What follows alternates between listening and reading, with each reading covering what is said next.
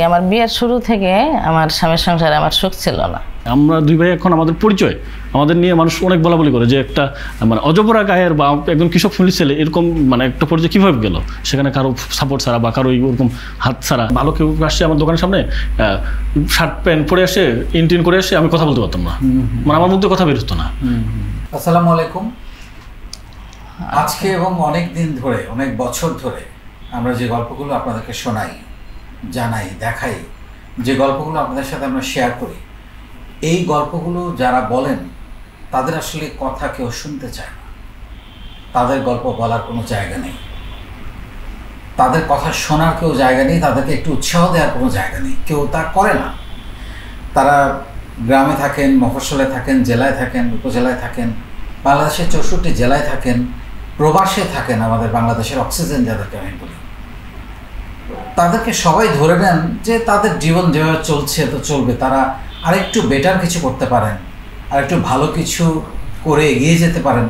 এটা সমাজের মানুষগুলো ভাবতেই চায় না। কিন্তু আমরা নিজের বলার মতো একটা গল্প ফাউন্ডেশন এই মানুষগুলোকে স্বপ্ন দেখাতে শুরু করেছি।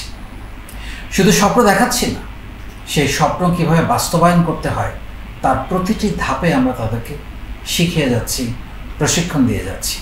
আলহামদুলিল্লাহ, গত 7 বছরে আমরা 28টা ব্যাচে, এক একটা ব্যাচে 90 দিন করে, এই পর্যন্ত প্রায় 18 লাখ ছেলে মেয়েকে আমরা বিনামূল্যে প্রশিক্ষণ দিয়েছি। এটা বাংলাদেশের জন্য আমার একটা কাজ, এবং এই কাজটা করে আমরা যে কাজটা করছি সেটা হচ্ছে তাদেরকে উৎসাহিত করছি, তাদেরকে প্রমোট করছি, তাদেরকে এগিয়ে যাওয়া, আরও বেশি দূরে এগিয়ে যেতে স্বপ্ন দেখাচ্ছি। এবং যারা এখনও স্বপ্ন দেখছেন না এবং সাহস করছেন না, তাদেরকে সাহস তৈরি করছি। সো সেরকম আজকে দুইজন আমাদের সঙ্গে আজকে এসছেন তাদের গল্প শোনাতে। তারা একেবারে বাংলাদেশের একেবারে শেষ প্রান্ত, যেটা পঞ্চগড় থেকে এসেছেন দুইজনেই তাদের গল্প শোনাতে। একজন হচ্ছেন বিউটি আক্তার আর আরেকজন হচ্ছেন SF ফিরোজ। দুজনের গল্প আমরা শুনবো। ছোট করে আমি যতটুকু শুনেছি তাদের গল্পটা, বিউটি আক্তার বলছিলেন ক্লাস 5-এ পড়াকালীন অবস্থায় ওনার বিয়ে হয়ে যায়। পরবর্তীতে 4 সন্তান, ওনার মা হন, উনি জননী হন। কিন্তু এরকম একটা টানাপোড়েন অবস্থায় জীবনে নানান হতাশার মধ্য দিয়ে, ওলটপালট জীবনের মধ্য দিয়ে একসময় তিনি স্বপ্ন দেখেন নিজে কিছু করার। আলহামদুলিল্লাহ, আজকে কিভাবে উনি ঘুরে দাঁড়িয়েছেন সেই গল্প আমরা আজকে বিউটি আক্তারের কাছ থেকে শুনবো। এবং একই সঙ্গে আমাদের যে ফিরোজ ভাই এসেছেন, তিনিও মাত্র 15,000 টাকা দিয়ে ওনার ব্যবসা শুরু করেছেন এবং এখন মাসে উনি প্রায় লাখ টাকা সেল করেন। কিভাবে এটা সম্ভব হলো এবং সেখানে নিজের বলার মতো একটা গল্প আসলে তাদেরকে কতটা উৎসাহিত করতে পেরেছে, আশার সঞ্চার করতে পেরেছে, প্রশিক্ষণ দিতে পেরেছে এবং তাদেরকে বদলে যেতে সাহায্য করেছে, সেই গল্প শুনবো। চলুন তাদের সাথে কথা বলি।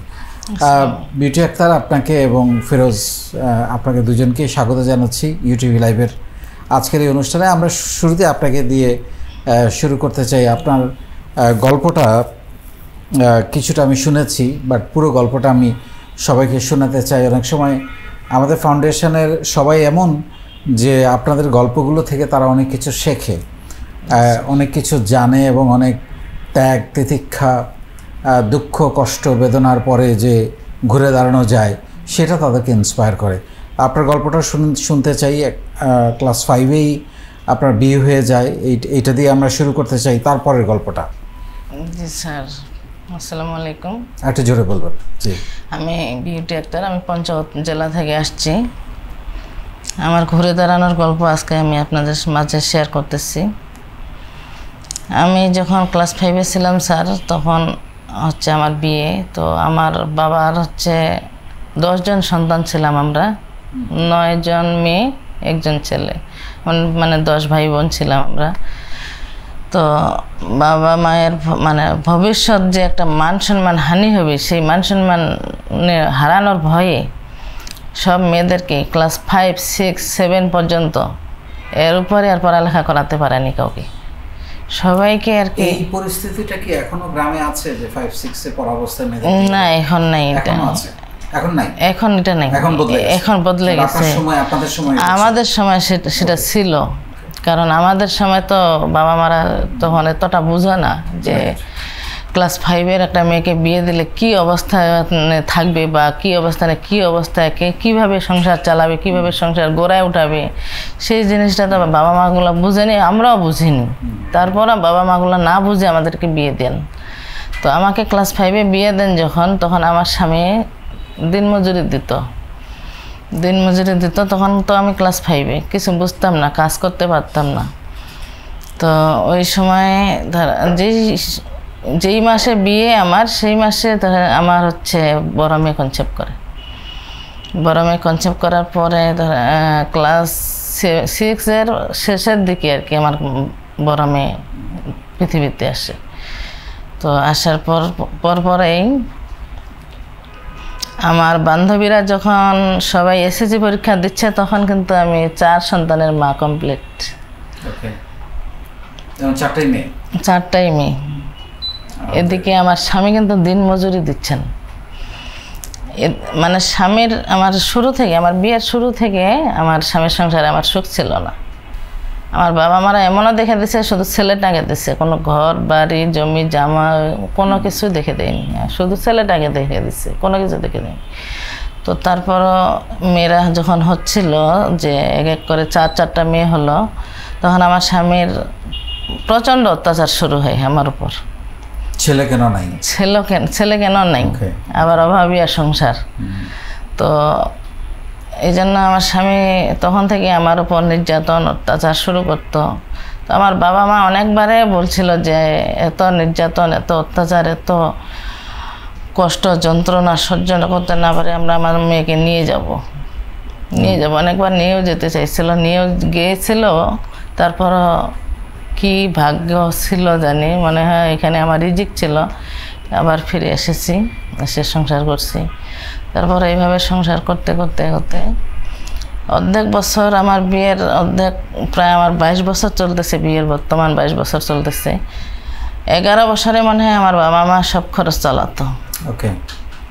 মানে আমার বাচ্চার, আমার সংসারের যাবতীয় খরচ আমার বাবা মা চালাতো।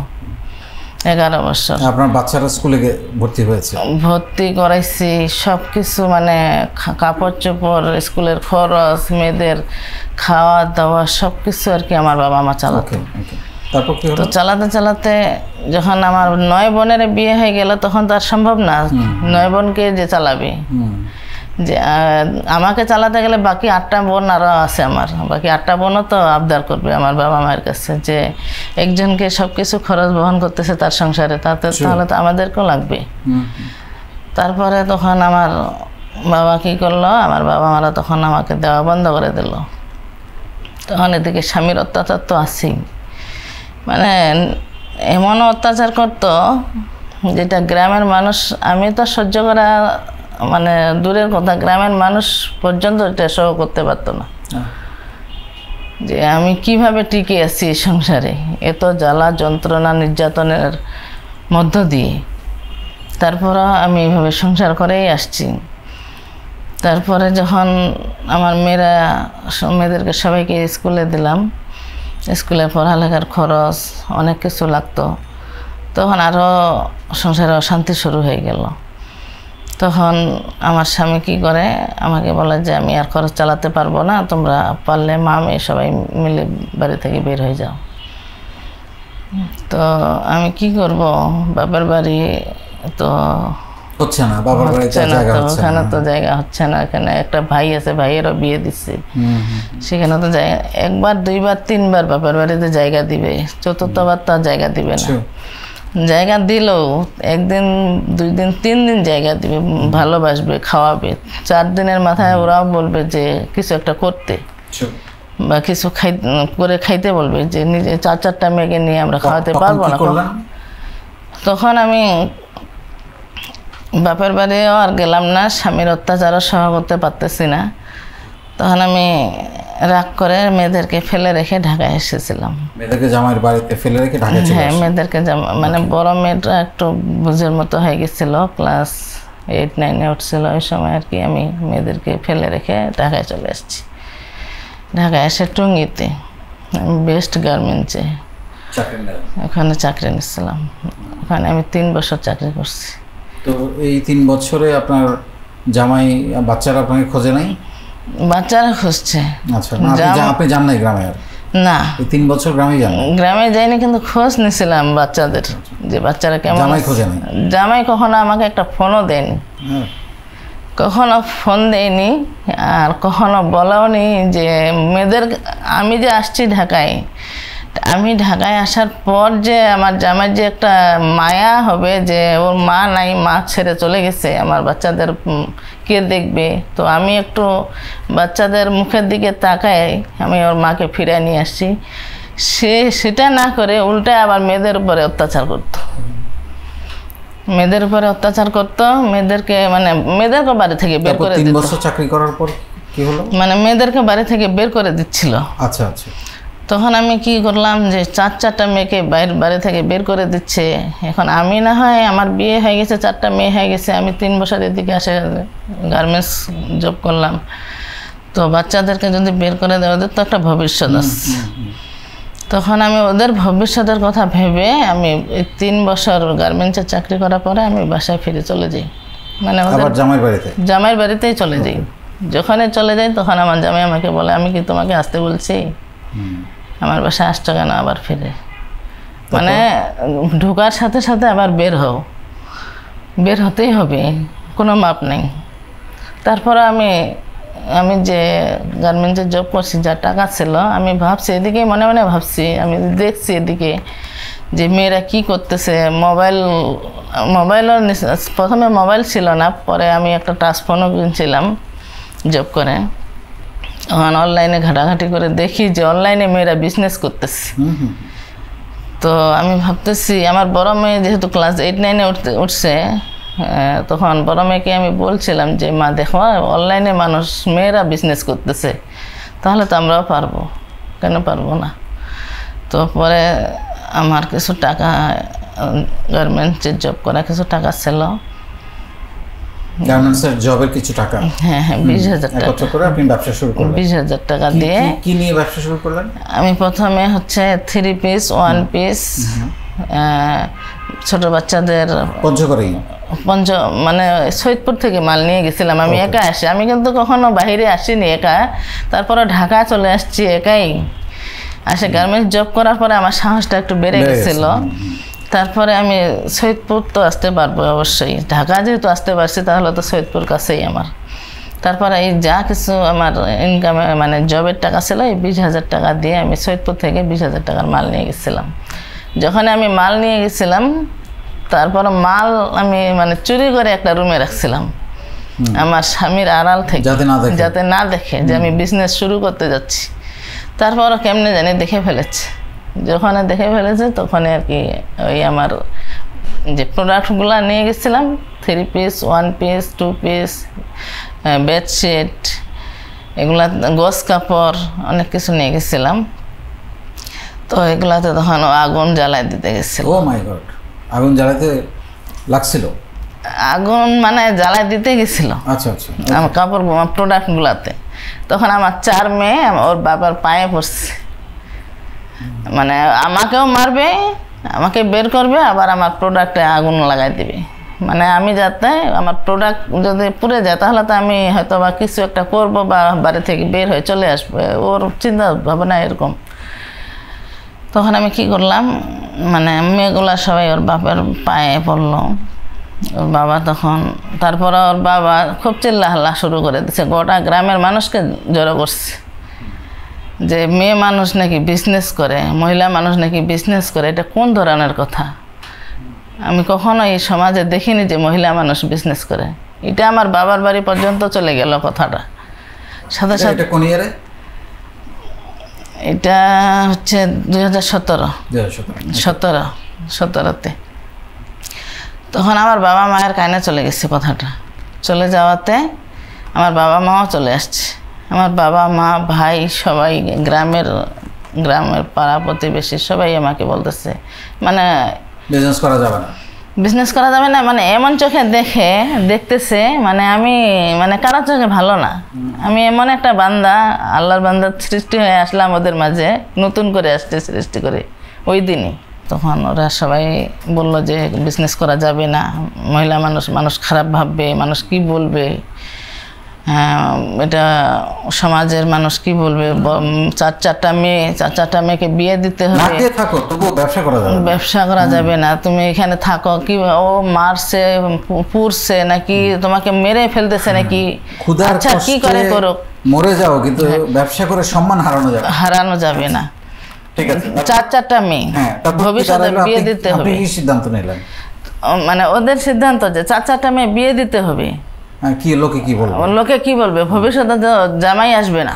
আচ্ছা আচ্ছা, তো তারপর কি হলো? তারপরে আমি সিদ্ধান্ত নিলাম যে কে কি বলে বলুক, আমি বিজনেস চালাবো, আমি বিজনেস করব, শুরু করছি যেহেতু আমি সামনের দিকে এগিয়ে যাব।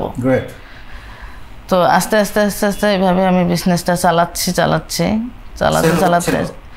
সেল মানে আমার প্রথম অবস্থায় আমার 20,000 থেকে ডাবল লাভ আসছে। আমার লাভ দেখে পরে তখন আমার হাজব্যান্ড কিন্তু এখনও বেজার, এখনও আমার হাজব্যান্ড খুশি না আমার বিজনেসের প্রতি, কিন্তু আমার বাবা মা পাড়া প্রতিবেশী সবাই এখন সবাই খুশি, এখন সবাই আপনাকে সম্মান করে, এবং কি আমার দেখা দেখি আরো 10 জন বিজনেস শুরু করছে। আমার এখন মাসে প্রায় লাখ টাকা প্লাস সেল হয়। আর আমার মেয়েরা আমার বিজনেস দিয়ে আমি বাড়ি করছি, আমার বিজনেসের পুঁজি দিয়ে আমি বাড়ি করছি। বাড়ি আল্লাহর রহমতে আপনাদের দয়া অনেক সুন্দর একটা ফাউন্ডেশন দিয়ে। না, খুশি না, ও এখনো খুশি না। এরপরের গল্প আমরা শুনবো, এই ফাউন্ডেশন আপনাকে এগিয়ে যেতে কতটা সাহায্য করেছে পরবর্তীতে সেটাতে শুনবো। তার আগে আমরা ফিরোজ ভাইয়ের কাছে আসতে চাই। আপনার গল্পটা যদি এরকম শুরু থেকে একটু বলেন যে কি ছিল সেখানে টানাপোড়েন, এবং ফাউন্ডেশনে দেখা পাওয়ার পর আপনার জীবন কিভাবে বদলে গেল। আমি মোহাম্মদ ফিরসালাম পঞ্চগড়। আমার জন্মটা অজপরা গায়ের, বাবা একজন কৃষক। সেই সুবাদে বাবার সাথে ওই মানে পড়ালেখার পাশাপাশি বাবার সাথে ওই হাল লাঙ্গল নিয়েই মানে আমাদের শুরু, আমাদের চলাটা। তো এর পাশাপাশি আমি যখন এসএসসি শেষ করে যখন কলেজ লেভেলে চলে গেলাম, তো কলেজ লেভেলে যাওয়ার পর আমি সিরাজগঞ্জে আসলাম। তো সিরাজগঞ্জের একটা টেকনিক্যালে ভর্তি হলাম। আমি এখান থেকে কিছু করি, আমি পড়তেছি একটা সাবজেক্ট নিয়ে, পাশাপাশি আমি করতেছি। একটা দোকানে ছিলাম, একটা স্যারের দোকানে ছিলাম। ওখানে ওই স্যারের ছিল, স্টুডিও ছিল। তো স্টুডিওর কার্যক্রম, কম্পিউটার এসব শেখার পর এখান থেকে পুরোতে একটা রাজনৈতিক পর্যায়ে একটা জ্ঞান হওয়ার পর স্যারের সাথে আমি এখান থেকে আবার মুভ হলাম পঞ্চগড়ে। পূর্বতে তার পড়ালেখার প্রতি ওরকম সুযোগ হয়নি, সাপোর্ট পাইনি পরিবার থেকেও। পরে আমি ওই একটা কম্পিউটার নিয়েছিলাম ওখান থেকে 15,000 টাকা দিয়ে। এই কম্পিউটার দিয়ে আমার শুরু। এই কম্পিউটারে আমি ছবির কাজ করতাম মোবাইল দিয়ে। একটা ওই ফোন ছিল, ডুস ফোন ছিল, স্যামসাং আগের ফোন। তো আমি একজনের কাছ থেকে ওইটা সেকেন্ড হ্যান্ড ভাবে নিয়েছি। এই ফোন দিয়ে আমি শুধু ওই ক্যামেরা দিয়ে ছবি তুলতাম, একদিন পর বা খুব বেশি প্রিন্ট হলে আমি মানে আমাদের জেলা শহর থেকে আমি প্রিন্ট করে নিয়ে এসে আমি ডেলিভারি দিতাম, এরকম একটা সুযোগ। তো পর্যায়ক্রমে আমাদের এরকম শুরু হওয়ার পর থেকে আমাদের এলাকায় মৌ চাষিরা আমাদের এলাকায় যাইতো, তো আমাদের বাগানের পাশেই বসতো। তো ওনাদের সাথে পরিচয় হওয়ার পর আমি এখান থেকে যে আমার লাভ অংশ ছিল এখান থেকে জমাচ্ছি, বাড়াচ্ছি, আমার এখান থেকে বাড়তেছে। তো এখান থেকে লাভ অংশ থেকে কিছু টাকা ঋণ নিয়ে আমি আমার ওই যে মৌ প্রজেক্ট শুরু করলাম, যেটা বাংলাদেশের বিভিন্ন অঞ্চল থেকে মধু সংগ্রহ, সেই প্রজেক্টটা শুরু করলাম আমার ছোটো ভাইকে দিয়ে। 2 ভাই মিলে আমরা ব্যবসা করবো। তো আমি তো আমার এদিকে ছোটো ব্যবসা নিয়ে আসি, এটাকে একটু প্লাস করতেছি। ওখানে কিছু ওই এনজিও থেকে ঋণ নিয়ে আমি ওটা থেকে আরও প্লাস করলাম, করার পর মুখামার করলাম। তো মুখামার করার পর আমি যেটা মার্কেটিং করবো এরকম একটা আমার জায়গা ছিল না, আমি জানতাম না আসলে মার্কেটিং কী করে।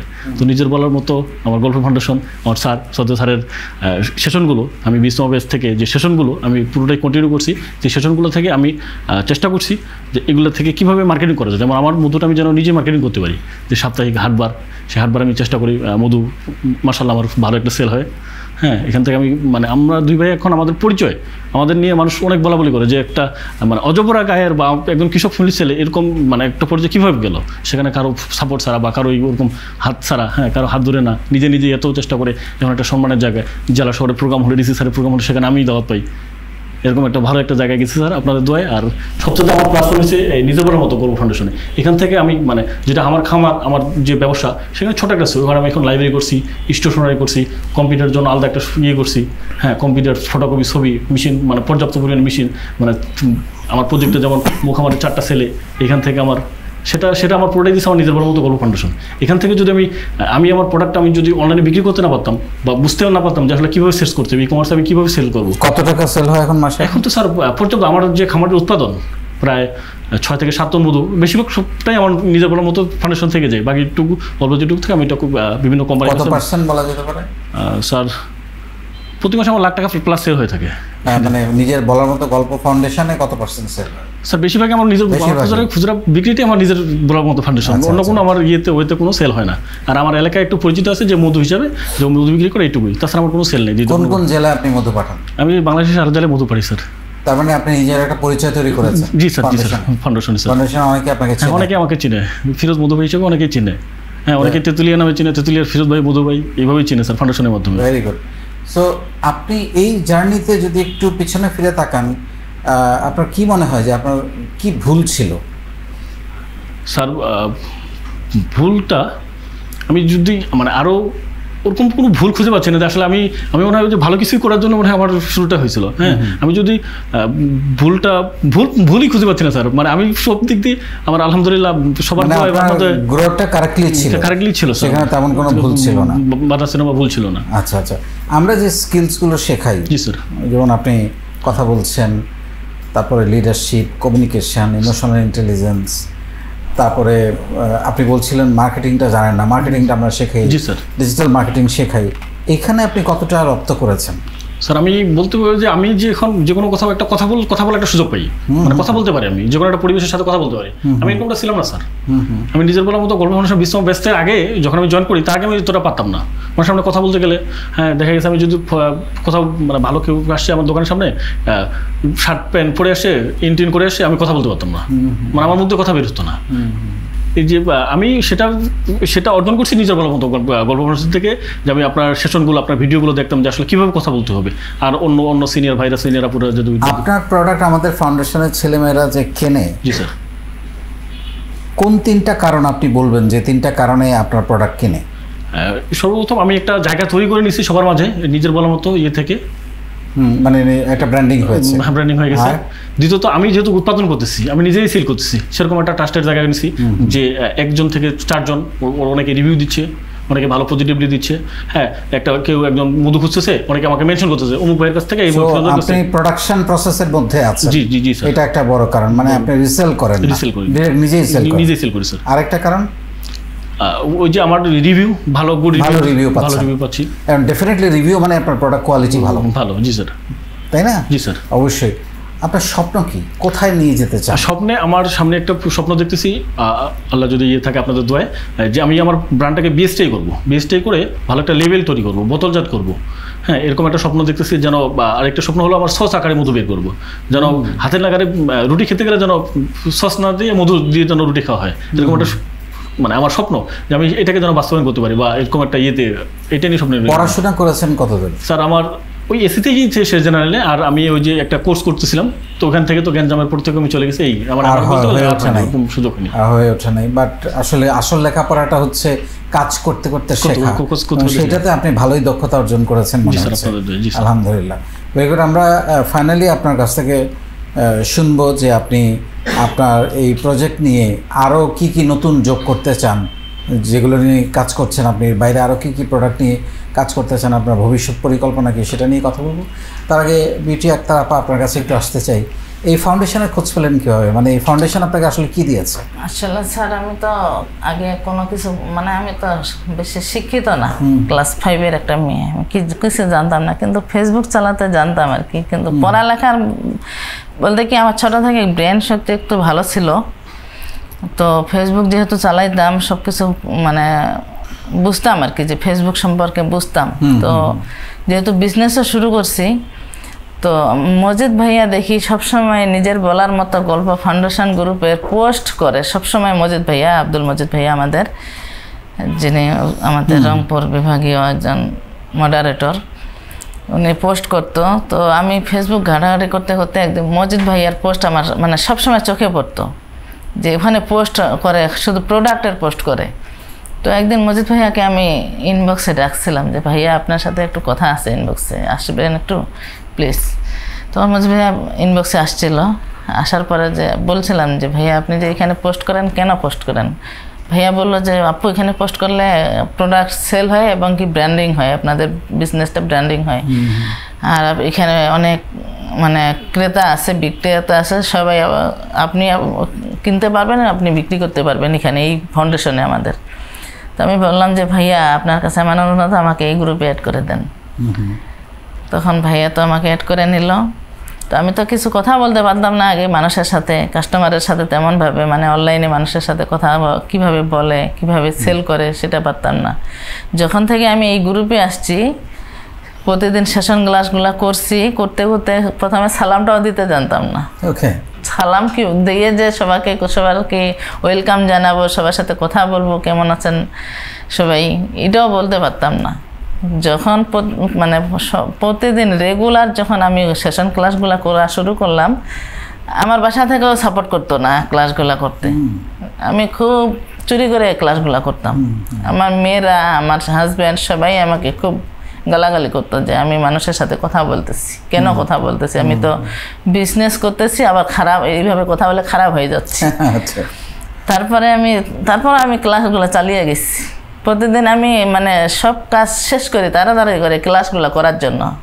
সন্ধ্যার সময় বান্না সব শেষ করে আমি বাচ্চাদেরকে খাওয়া দাওয়া রেডি করা একবারে মানে শোয়া দিয়ে আমি ক্লাসগুলো করবো, আমি ক্লাস করবো। মানে নতুন করে লেখাপড়া শুরু করছি, নতুন করে লেখাপড়া শুরু করতেছি, নতুন করে কিছু বলতে শিখতেছি আর কি। আলহামদুলিল্লাহ।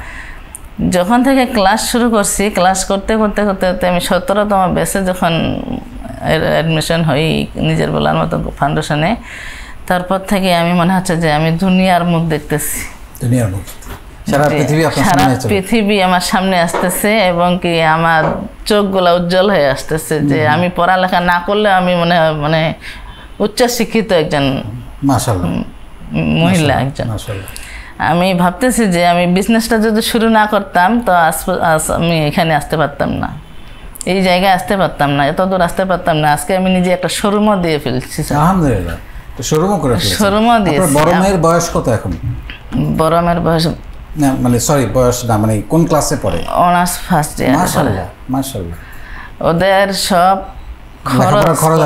খরচ কাপড় চোপড় সব বহন করি আমি, মানে আমার বিজনেস দিয়ে। আপনি তো একটা উদাহরণ, মানে আমাকে মজিদ ভাইয়া নারী যোদ্ধা নারী হিসাবে চিনে, আমাদের ফাউন্ডেশনের সবাই আমাকে যোদ্ধা নারী হিসাবে চিনে। যেই হাজবেন্ড আপনাকে এখন পর্যন্ত কোনো রকমের স্বীকৃতি বা কি বলে এটাকে, ভালোবাসা বা সম্মান বা আপনার কাজটাকে অ্যাকসেপ্ট করে নাই, আপনি বাচ্চাদের দিকে তাকিয়ে তার সংসারও করে যাচ্ছেন। তার সংসার, বাচ্চাদের দিকে তাকিয়ে তার সংসার করে যাচ্ছে। আর আমি ভাবতেছি যে আমি এই বিজনেস করে দেখাবো একদিন ওকে, ও বিজনেস করে, ও কিন্তু বিজনেস করে, আলহামদুলিল্লাহ বালুর বিজনেস করে।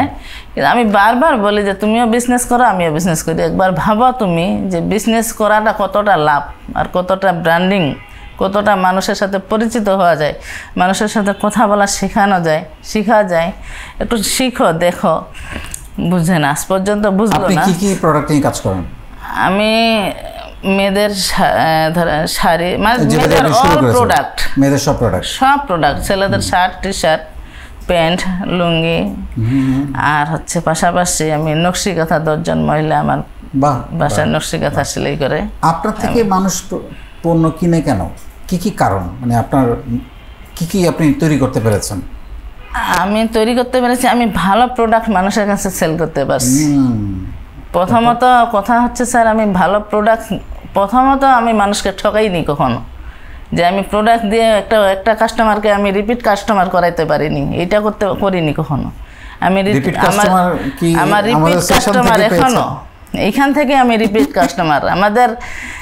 আমার রিভিউ আছে। আচ্ছা আচ্ছা, এই নিজের বলার মতো গ্রুপে আমাদের রিভিউ আছে, রিভিউ পোস্ট আছে, অনেক কাস্টমার রিভিউ পোস্ট করে আমাকে, আর রিপিট কাস্টমার অনেক পেয়েছি। আচ্ছা, আর কি কারণে? আপনার পণ্য ভালো, আমার মানে আমি যে তাদের সাথে কথা বলি, ব্যবহার ভালো। আমার ব্যবহার দেখে ওরা মানে আমার পণ্য, মানে আগে ব্যবহার দেখে, কথা বলা দেখে, আমি আমার ব্যবহারটা দেখে আমার কাছে প্রোডাক্ট দেখতে আসে, আমার প্রোডাক্ট নিয়েও প্রোডাক্টও ভালোবাসি। আপনার সঙ্গে এতক্ষণ কথা বলে আমার একবারও মনে হচ্ছে না যে আপনি মাত্র 5 পাস। আসলে আপনার কর্মজীবনের লেখাপড়া অনেক দূরে গিয়ে গেছে। স্যার আমি অনেক কাজ পারি, আমি নিজে স্যার আমি একটা কারখানা দিতে রেডি হয়ে গেছি, পাপোশের কারখানা। আলহামদুলিল্লাহ, আপনি কারখানা দেওয়ার জন্য রেডি হয়েছি, আমি উদ্বোধন করতে যাব। আমি যদি স্যার একটু সাপোর্ট পাই মানে বাসার সবার যদি যে ধরেন আমার হাজব্যান্ড যদি একটু সাপোর্ট করতো, আমার জায়গাও আপনার আছে। husband-এর নাম কি? আনারুল ইসলাম। আনোয়ারুল ইসলাম। জি। আনোয়ার ভাই, আপনি এই ভিডিও দেখবেন কিনা আমি জানি না, আপনাকে আমি অনুরোধ করছি, এই মানুষটার ব্যক্তিত্ব আমাকে মুগ্ধ করেছে। অসাধারণ একজন মানুষ, অসাধারণ সংগ্রাম তার বাচ্চার জন্য, আপনার জন্য, আপনার পরিবারের জন্য সে কী না করেছে। সো আমি আশা করব আপনি তার মূল্যায়ন করবেন এবং তাকে যে সম্মান দেওয়া উচিত, আমার নিজেরই তাকে সম্মান করতে ইচ্ছা করছে এবং আমি আপনাকে সম্মান করি, সেই সম্মান আপনি দিবেন। কারণ এত সংগ্রামের পরে উনি মাটি কামড়ে কিন্তু আপনাকে ধরে রেখেছে, আপনার 4টা বাচ্চাকে ধরে রেখেছে, যার বড় মেয়ে এখন অনার্সে পড়ে এবং সবগুলো বাচ্চা লেখাপড়া করছে, শোরুম করেছে, বাড়ি করেছে, আর কি চান। আলহামদুলিল্লাহ। নিজে স্যার পাপোশ তৈরি করি, একটা মেশিন দিয়ে ডেইলি 100টা পাপোশ তৈরি করি। অসাধারণ। আপনার স্বপ্নের কথা শুনবো, মানে আপনি এখনো চোখ ছলমল করছে আপনার স্বপ্ন, তো আপনার স্বপ্নের কথা শুনবো। তার আগে আমরা একটু ফিরোজ ভাইয়ের কাছে আসতে চাই। ফিরোজ ভাই, মানে কোথায় দেখতে চান 10 বছর পরে এই ফিরোজ, তার যে কাজ, তার যে স্বপ্ন, তার যে চিন্তা, সেটাকে কোথায় নিয়ে যেতে চায়? সামনে আমার স্বপ্ন, আমার ছোট ভাই কিনা আমার স্বপ্ন, যেন আমাদের 2 ভাইয়ের একটা পরিচয় হয়, আরও সুন্দর একটা পরিচয় হয়, যেন আমাদের একটা ব্র্যান্ড থাকে, ভাইয়ের 2 ভাইয়ের একটা ব্র্যান্ড থাকে, ভালো জায়গায় আমরা বলতে পারি, আমাদের শো করতে পারি যে আমাদের এই ব্র্যান্ডটা, আমাদের এইগুলো ব্র্যান্ড, আমরা এটা করতেছি। আমাদের স্বপ্ন এখন এটাই যে আমি আমার ছোটো ভাইকে নিয়ে সামনের দিকে আরও একটু এগোতে পারি, সামনের দিকে এগিয়ে করতে পারি। আমি যেন আমার মধুটাকে নিজে বোতলজাত করে নিজে মার্কেটিং করতে পারি, এরকম একটা আমার স্বপ্ন। Very good. আপনি মানে পঞ্চগড়েই থাকেন? জি স্যার, পঞ্চগড়ে থাকি। পঞ্চগড়েই থাকেন, ওখানে থেকেই আপনি মাসে লাখ টাকা সেল করছেন? আলহামদুলিল্লাহ। তাহলে আমাদের দেশে আপনি পঞ্চগড়ের মতো একটা জেলায় থেকে নিজে ব্যবসা করে যদি মাসে লাখ টাকা সেল করতে পারেন, এবং 1 লাখ টাকা সেল করলে 15-20 হাজার টাকা প্রফিট করা কোনো বিষয় না স্যার। তাহলে আমাদের দেশে এত বেকার কেন? তাদের উদ্দেশ্যে আপনার কি বলার আছে?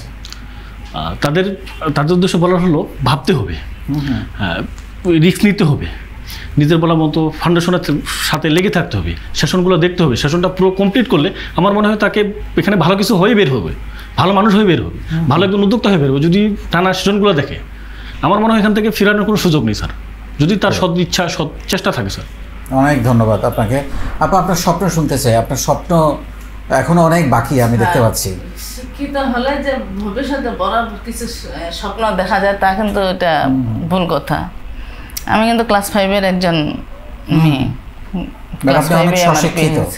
আমি একদম মানে 0 ধরতে গেলে পড়ালেখার দিক দিয়ে, কিন্তু আমার জ্ঞানের দিক দিয়ে বা আমার কাজের দিক দিয়ে, আমার বুদ্ধির দিক দিয়ে আমি কিন্তু একদম হিরো। আলহামদুলিল্লাহ, বলতে পারেন। আমার কাজ কেউ দেখে বলতে পারবে না যে এটা অশিক্ষিত একটা মেয়ে। মানে আমি যে পাপোশ সেলাই করি, আমি এখন পাপোশ সেলাই করি, দিনে 100টা পাপোশ একটা মেশিন দিয়ে তৈরি করি, সংসারের সব কাজ শেষ করি, 4টা বাচ্চাকে মানুষ করি। একটা বাচ্চা আমার ডুয়েটে এখানে জব কোচিং করতেছে। আচ্ছা আচ্ছা আচ্ছা, মাশাআল্লাহ। দ্বিতীয় মেয়ে, বড় মেয়ে অনার্স ফার্স্ট ইয়ারে। আচ্ছা আচ্ছা। তৃতীয়টা ক্লাস 7-এ, চতুর্থটা হচ্ছে ক্লাস 4-এ পড়ে। অসাধারণ। তারপর হাজব্যান্ডের সাপোর্ট পাচ্ছি না আজ পর্যন্ত। ইনশাআল্লাহ আপনার সংগ্রাম বৃথা যায় নাই, আপনি একটা জায়গায় নিজেকে নিয়ে আসছেন। কিন্তু স্যার, আমার একটা স্বপ্ন আছে যে আমি ভবিষ্যতে, আমি যে পাপোশ সেলাই করি, আমার কাছে অনেক আমাদের গ্রামের অনেক গরিব অসহায় মহিলাগুলো আসে যে আপনি পাপোশ সেলাই করতেছেন, আমাদেরকে একটা কর্ম দেন, আপনার মাধ্যমে যাতে আমরা আমাদের সংসার চালাতে পারি। আমার এটা একটা বড় স্বপ্ন যে আমি একটা কারখানা, পাপোশের কারখানা বা নকশিকাঁথা, তো আমাদের 10 জন মহিলা, দূর দূরান্ত মহিলাগুলো আসে আমার নকশিকাঁথা সেলাই করে, আমি সেল করি। আলহামদুলিল্লাহ অনেক ভালো সাপোর্ট পাচ্ছি, রিপিট কাস্টমারও পাচ্ছি। রিপিট কাস্টমার আমার হাতে লেগেই আছে, প্রবাসী ভাইয়ারা, মানে আমাদের ফাউন্ডেশনের প্রবাসী ভাইয়ারা, মানে ওরা প্রবাসে আছে অথচ ঢাকায় কিন্তু অনেক প্রোডাক্ট। তারপরে আমার পঞ্চগড় কোথায়, বাংলাদেশের শেষ সীমানা, সেখান থেকে আমার প্রোডাক্ট ঢাকায় আসছে। আজকের পরে তো সেল আরো বেড়ে যাবে, তাহলে দুইজনেরই সেল বেড়ে যাবে। হ্যাঁ, অনেক অনেক কাস্টমার, কারণ আজকে এত মানুষ দেখছে আপনাদেরকে, এবং আরো কিছুদিন এত মানুষ দেখবে যে আপনাদের পরিচিতি অনেক বেড়ে যাবে ইনশাআল্লাহ। এটাই আমার উদ্দেশ্য, আপনাদেরকে নিয়ে আসা, যে আপনাদের আমার পরিচিতিটা আরো স্বপ্ন বাড়িয়ে দেন। স্যার যে আমি ভবিষ্যতে একটা কারখানা দিব, আমার আলহামদুলিল্লাহ। গ্রামের যাতে 50 জন বা 60 জন মানুষের গরিব অসহায় মহিলাদের যেন কর্মসংস্থান তৈরি করে দিতে পারি। আলহামদুলিল্লাহ। আপনি যেদিন কারখানা করবেন আমাকে বলেন, আমি উদ্বোধন করতে যাব ইনশাআল্লাহ আপনাকে স্যার। উৎসাহ দেওয়ার জন্য। ইনশাআল্লাহ। অনেক ধন্যবাদ দুজনকে। শুনলেন দুজনের গল্প, আমি তো ভীষণভাবে মুগ্ধ বিউটি আপার গল্প শুনে। এত সংগ্রাম, এত কষ্ট, এত বঞ্চনা লাঞ্ছনা এবং এত নিপীড়নের শিকার হয়েও উনি ওনার লক্ষ্য থেকে সরেন নাই। নিজের একটা পরিচয় তৈরি করেছেন। ক্লাস 5 পাস হয়েও মাত্র উনি শিক্ষায়, আমি তো মনে করি গ্র্যাজুয়েটদেরকে ছাড়িয়ে যান, যতটা ম্যাচিউরিটি ওনার মধ্যে এসছে। এবং উনি বলছিলেন নিজের বলার মতো একটা গল্প ফাউন্ডেশনে এসে উনি নতুন করে লেখাপড়া শুরু করেছেন। অ্যাকচুয়ালি সেই কাজটাই আমরা করছি, যে এখানে একটা নতুন করে লেখাপড়ার পরিবেশ আমরা তৈরি করেছি। এবং আলহামদুলিল্লাহ উনি নিজে বাড়ি করেছেন, শোরুম করেছেন এবং ভবিষ্যতে কারখানা করার স্বপ্ন দেখছেন। এবং একই সঙ্গে আমরা ফিরোজেরও গল্প শুনলাম, তার ভাইকে নিয়ে তার স্বপ্ন। এই দুজনের স্বপ্ন, দুজনের গল্প নিশ্চিতভাবে আপনার মনে নতুন করে উদ্দীপনা জাগাবে, নতুন করে ভাবনা তৈরি করবে, নতুন করে সাহস তৈরি করবে, যেটা আগামী দিনে আপনাকেও এগিয়ে যেতে সাহায্য করবে। অনেক ধন্যবাদ।